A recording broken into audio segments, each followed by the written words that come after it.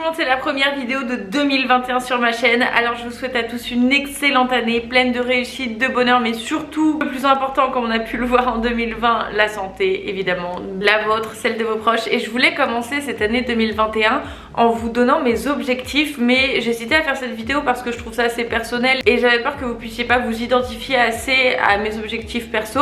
Mais je pense avoir trouvé une solution. Je vais tout d'abord vous donner, comme je vous le disais, mes propres objectifs et ensuite je vous livrerai les objectifs les plus importants que j'ai réalisés dans les années précédentes et qui m'ont permis justement d'être beaucoup plus motivée, plus positive, plus dynamique, plus énergique. Donc c'est ce qu'on va faire aujourd'hui. Je viens de rajouter Olivia dans le champ parce qu'elle est trop belle pour que je sois la seule à en profiter. Normalement je note tout dans mon téléphone, mais cette fois j'ai noté mes objectifs dans un carnet et c'est ce que je vous conseille de faire pour les grands objectifs que vous voulez faire durant l'année, parce que ça vous permet de les écrire vraiment avec votre main et de les visualiser, de revenir dessus, alors que on le sait très bien sur notre téléphone, on fait des photos, on les oublie, on écrit des trucs dans les notes, on les oublie.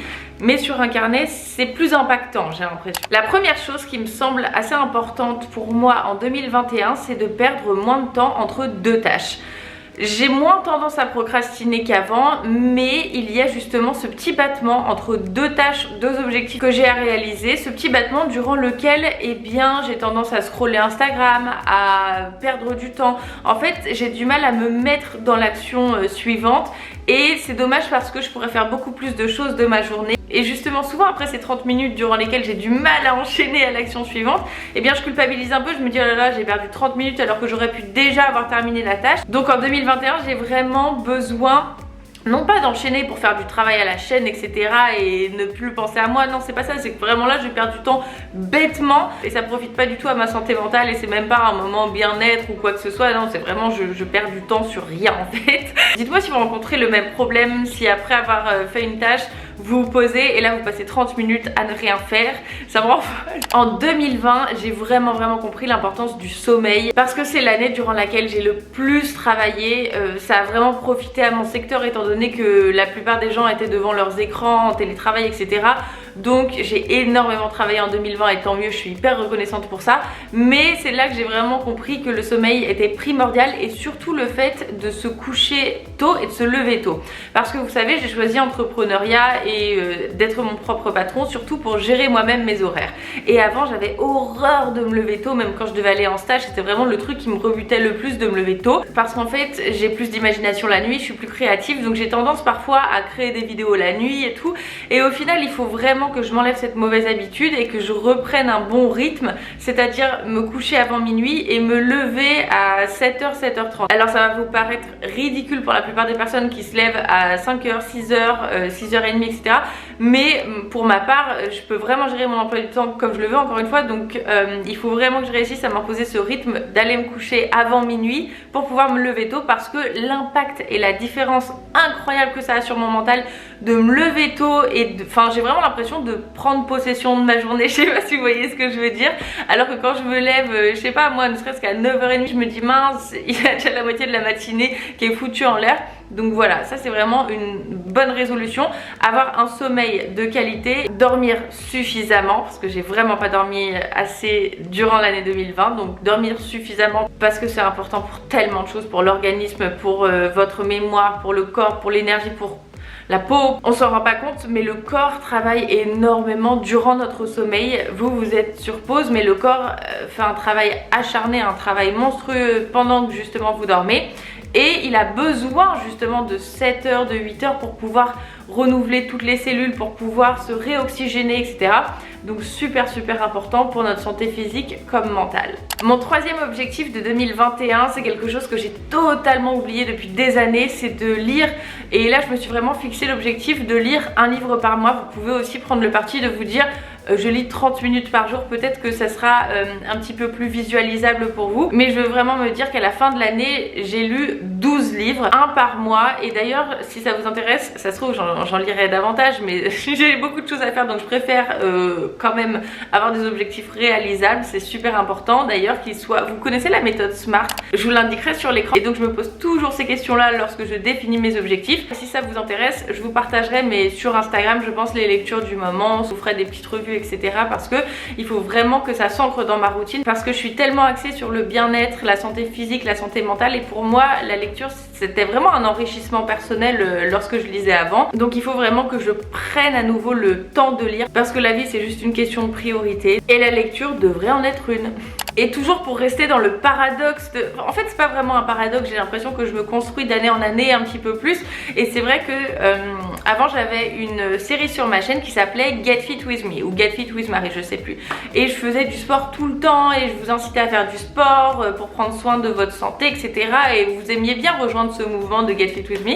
Donc j'ai vraiment envie de réintégrer le sport cette année, de prendre le temps de faire du sport. En fait j'avais arrêté parce que je me suis rendu compte que ça n'avait pas un réel impact sur ma santé physique comme sur ma santé mentale. Mais ça c'est parce que j'ai 24 ans et j'ai envie de faire du sport aujourd'hui pour que la Marie de 30, 35 ans, 40 ans me remercie. Vous voyez ce que je veux dire? Quand je vois ma mère, la forme qu'elle a, l'énergie qu'elle a, le corps hyper sain et tonique qu'elle a, et bien justement c'est parce qu'elle fait du sport 3 fois par semaine. Donc j'ai vraiment envie d'être comme elle, enfin elle m'inspire énormément et donc c'est pour ça que je veux réintégrer le sport dans cette routine parce que ça fait partie de prendre soin de soi. Donc en fait mon approche c'est pas j'ai envie de changer mon corps, j'ai envie de m'affiner, j'ai envie de... Non, pas du tout. En fait c'est simplement que j'ai envie que ça s'ancre dans ma routine et que ça fasse partie de moi. Au même titre que je fais attention aux produits de soins que j'applique sur ma peau. Tous les matins je fais ma skincare routine, 2 ou 3 fois par semaine je fais du sport. Vous voyez ce que je veux dire? Et en plus j'ai l'impression que ça va me remettre dans une certaine dynamique. J'ai vraiment envie de ça et dites-moi si ça vous intéresserait de voir ça sur ma chaîne, que je réintègre le sport, mes séances sportives, mes entraînements, mon ressenti à chaque fois, etc. Dites-moi si ça vous intéresserait et moi je me ferai un plaisir de partager cette nouvelle expérience avec vous. Mon 5e objectif de 2021, si le contexte me le permet, c'est de voyager. Quand j'ai commencé ma chaîne et même en fait avant ce qui s'est passé, je voyageais énormément. Je vous emmenais dans mes voyages et moi j'adore partager et en plus ça me crée des souvenirs que je peux revisionner par la suite. J'ai un superbe voyage prévu pour avril. Et je croise les doigts pour que la situation me permette justement de voyager là-bas. C'est une destination dans laquelle j'ai toujours rêvé d'aller. C'était un rêve, je vous dis, depuis des années. Donc si j'ai pas la possibilité d'y aller, vraiment je serais dégoûtée. Mais c'était une passion, le voyage. Et depuis toute petite, j'avais quelques mois, mes parents m'emmenaient déjà en avion pour visiter des pays à l'étranger, à travers le monde. Donc c'est vraiment ancré en moi, dans mes gènes, tu vois. J'aime découvrir, j'aime m'imprégner des nouvelles cultures, discuter avec des gens qui viennent de nouveaux horizons. Et ça m'enrichit tellement, c'est ce qui me fait le plus grandir je pense, de voyager. Objectif 2021, voyage si c'est possible. Bien sûr en gardant les mesures de sécurité, évidemment ça va de soi. Mon objectif suivant c'est de me créer un menu de la semaine. Vous savez je vous avais déjà fait une vidéo meal prep, mais là c'est pas tant de préparer mes repas à l'avance mais de préparer mes menus à l'avance pour savoir exactement ce que je vais manger. Ça perd un peu de spontanéité c'est vrai, mais après c'est juste une question de priorité et aujourd'hui dans ma vie actuelle j'ai trop de choses à faire, trop de choses à penser pour perdre du temps sur mes repas. Donc c'est pour ça que je veux me poser genre 1 heure le dimanche soir et vraiment prévoir mes menus pour toute la semaine et ensuite aller faire mes courses en fonction de ça parce que vous savez pas le temps que je perds à me dire de quoi j'ai envie. Qu'est-ce que je vais manger aujourd'hui? Qu'est-ce qui me ferait plaisir? Est-ce que je peux le filmer? Est-ce que ceci, cela? Donc voilà, j'ai juste envie de prévoir un petit peu mieux mes menus. Ça te permet aussi de mieux manger parce que tu prends du recul et comme tu prépares à l'avance, tu peux te dire ok, est-ce que c'est équilibré? Est-ce que ma semaine dans sa globalité est équilibrée? Tu as une vue globale en fait, donc tu te dis est-ce que mon alimentation pour cette semaine est bonne pour ma santé mentale comme pour ma santé physique?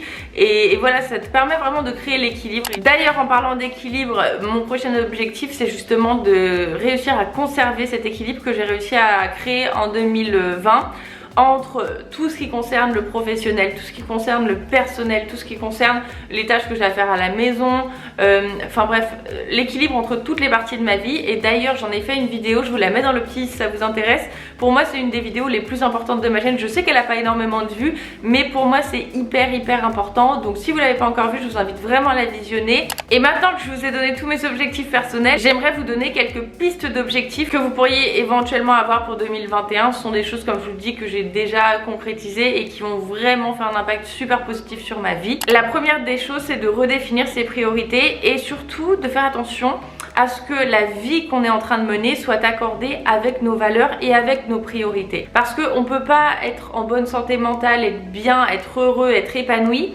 s'il y a une dichotomie entre nos objectifs, nos valeurs, nos priorités et notre travail, notre emploi du temps, la vie qu'on est en train de mener. Deuxième objectif que vous pourriez avoir, c'est se séparer des relations toxiques. Il n'y a rien de plus important que de s'entourer des bonnes personnes. C'est tellement important d'être entouré de personnes qui nous soutiennent, qui nous hissent vers le haut, qui ne sont pas jalouses, qui veulent notre bonheur, à qui on manque, qui prennent de nos nouvelles sans nous demander des services, qui sont vraiment là pour nous sincèrement, honnêtement, et des vraies amitiés sur lesquelles on peut compter. Peu importe si t'as qu'une seule amie, que t'as 2 amis, 5 amis, c'est pas ça le problème, c'est pas la quantité, c'est vraiment la qualité des personnes qui t'entourent qui est super importante. Et t'es même pas obligé d'avoir des amis, ça peut très bien être ta soeur, ça peut très bien être ta mère, ça peut très bien être ton oncle. On met tellement de pression aux gens pour qu'ils aient une grande bande d'amis, etc. Si t'as plein d'amis au lycée, t'es populaire, faut vraiment arrêter de se mettre la pression sur le fait d'avoir plein d'amis et plutôt privilégier des vraies amitiés sur lesquelles on peut compter sur le long terme. C'est le plus important. Et surtout de se séparer des relations toxiques, des personnes qui nous rabaissent, des personnes qui sont jalouses de nous, des personnes qui sont là par intérêt.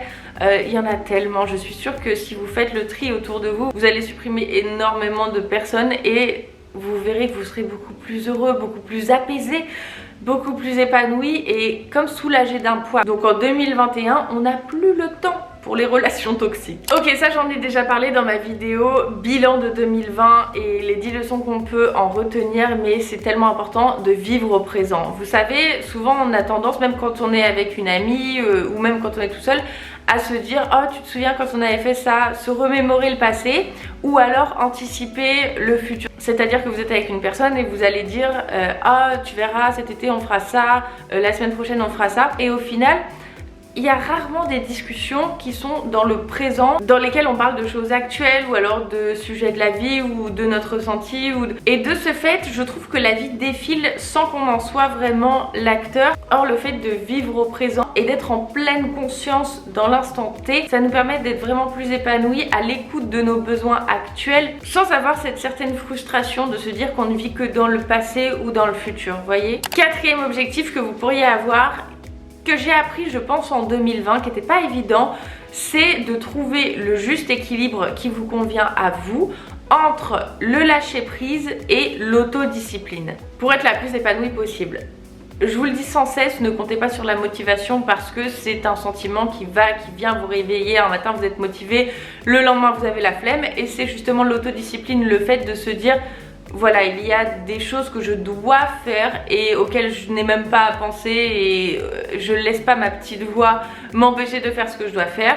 Je me lève et je réalise ces tâches parce que je dois le faire. Et parce que je sais que je serai plus épanouie à long terme en ayant réalisé ces tâches-là aujourd'hui. Donc voilà, l'autodiscipline, c'est vraiment le fait de se mettre un petit coup de pied au derrière et d'être sa propre maman, son propre prof qui te dit fais ton exercice. Ne plus être un enfant qui attend qu'on lui donne des consignes, mais se les donner soi-même et y aller. Parce que oui, il y a des choses qui sont pas très plaisantes, mais que tu dois faire. Donc le fait de s'autodiscipliner, de les faire immédiatement, de ne pas procrastiner, ça te permet d'avancer beaucoup plus vite et d'être beaucoup moins frustré, de moins culpabiliser. Et à côté de ça, tu as le fait de lâcher prise, qui est super important, que j'avais un petit peu de mal à faire avant et que j'ai appris durant le confinement, un peu comme vous finalement, prendre soin de soi, lâcher prise, se rendre compte que c'est pas si grave que ça, qu'on a le droit de prendre du temps pour nous. Donc voilà, je pense qu'il y a ces deux éléments qui sont super importants mais qui sont un peu contradictoires, hein, l'autodiscipline, le lâcher prise, et c'est pour ça que je vous disais qu'un bon objectif pour 2021 serait justement de trouver l'équilibre qui vous convient à vous, qui conviendra pas forcément à une autre personne, mais l'équilibre qui vous rend épanoui vous-même. Vu tous les messages que j'ai reçus à ce sujet pour ma vidéo bilan 2020, je pense que vous avez vraiment pris conscience de cela justement l'année dernière. C'est de se rendre compte que la santé mentale est aussi importante que la santé physique. Beaucoup de personnes vont se dire pour être en bonne santé, je dois faire du sport, je dois bien manger, je dois bouger mon corps, etc. Mais en réalité, pour être en bonne santé, il faut aussi entretenir ton esprit. Et pour ça justement, se séparer des relations toxiques, prendre le temps de prendre soin de soi, de se faire des masques, de se préparer, de lire, de faire des choses qu'on aime ou de ne rien faire justement pour se détendre et lâcher prise. Les deux sont vraiment sur un même pied d'égalité et ton mental est aussi important que ton physique. D'ailleurs, ils travaillent de pair et je sais pas si tu t'en rends compte, mais si t'arrive un événement malheureux dans ta vie qui impacte ton moral, ton physique va aussi être impacté. Tu vas être beaucoup plus faible, beaucoup plus fatigué. Donc c'est pour ça qu'il faut autant travailler sur l'un que sur l'autre. Nouvel objectif pour 2021, sortir de sa zone de confort dans le sens éveiller sa curiosité. Apprendre ou découvrir quelque chose de nouveau chaque jour. Ça stimule énormément le cerveau. Or, on sait que notre cerveau aime être stimulé, a besoin de cette stimulation, de renouveau, de découverte. Donc éveillez votre curiosité, mais aussi dépassez vos a priori et vos peurs. On a tous des a priori sur des expériences et au final lorsqu'on les vit ou des gens qu'on rencontre, on se dit c'était pas si terrible ou alors la personne est en réalité super sympa. Les a priori sont vraiment des freins, des terribles freins. La seule vraie peur que vous devriez avoir, c'est justement de ne pas avoir essayé, parce que le fait de ne pas essayer, ça nous frustre. On est frustré, on est culpabilisé, on perd confiance en nous, on se dit que finalement on avait raison parce qu'on n'est pas capable.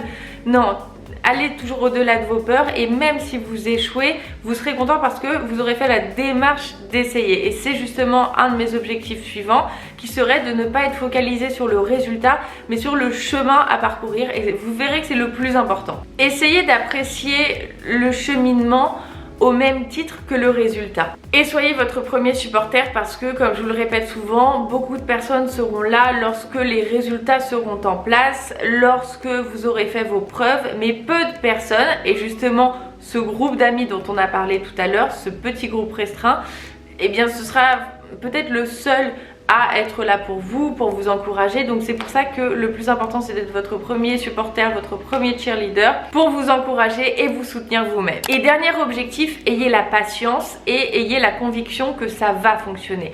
La dernière fois j'ai vu une vidéo que je trouvais géniale. Il paraît que le bambou, il faut l'arroser pendant 5 ans pour qu'il se mette à pousser. Et c'est vrai que si tu vois un mec qui est en train pendant 5 ans d'arroser de la terre et que rien n'en sort, tu vas te dire mais à quoi bon, pourquoi il fait ça, à quoi ça sert? Sauf qu'au bout de 5 ans, tu reviens sur cette même terre et tout à coup tu vois un bambou qui pousse de dizaines et de dizaines et de dizaines de mètres en quelques jours, quelques semaines à peine, et tu te dis que ce bambou n'a pas gagné toute cette croissance en quelques jours, quelques semaines. Non, il l'a gagné en 5 ans, et c'est 5 années durant lesquelles on ne voyait pas qu'il était en train de grandir. Nous on est pareil, on est des bambous, la phase durant laquelle on grandit, peut-être que ça se voit pas au monde extérieur et peut-être que les gens croiront pas en nous tant qu'ils ne verront pas le résultat, mais nous on sait qu'on est en train justement de se faire grandir, qu'on est en train d'évoluer, qu'on est en train de se chérir, d'améliorer notre santé mentale, notre santé physique et de devenir la meilleure version de nous-mêmes. Donc croyez en vous et n'écoutez pas ce que les gens disent parce qu'ils ne savent pas ce qui se passe à l'intérieur tout simplement. J'espère que cette petite vidéo aura pu vous donner des pistes d'objectifs pour 2021. Surtout n'hésitez pas à me dire quels sont les vôtres. Donnez-moi peut-être vos 3 plus grands objectifs pour cette année parce que je suis sûre que ça pourra inspirer d'autres personnes. Je vous embrasse très fort et on se retrouve mercredi prochain à 18h25 pour une nouvelle vidéo. Bye!